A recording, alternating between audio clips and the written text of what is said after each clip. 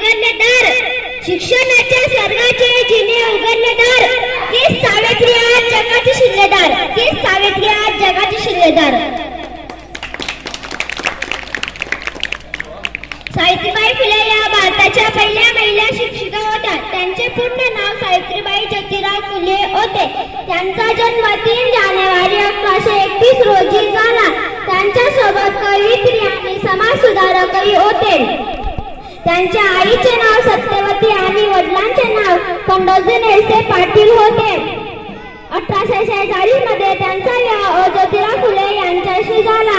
लग्नापूर्वी Christian सरांनी सावित्रीबाईंना दिलेले पुस्तक आणले होते.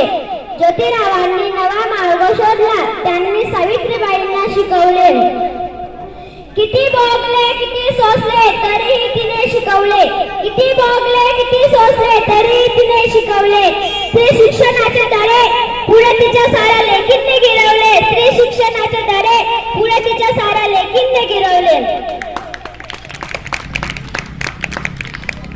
1 जानेवारी 1848 रोजी ज्योतिरावांनी भिडेवाड्यात मुलींसाठी पहिली शाळा सुरू केली. सावित्रीबाईंनी आपल्या विचारांचा प्रसार करण्यासाठी काव्य फुले भावनक्षी सुबोध रत्नकार नावाचा कविता संग्रह लिहिला. बालविवाह, सती, केशरसना अशा अनेक क्रूर प्रथांना त्यांनी विरोध केला.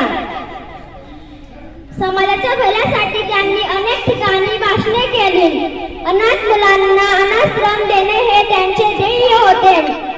1897च्या भयंकर प्लेगच्या काळात त्यांनी प्लेगची झालेल्या रुग्णाची सेवा केली.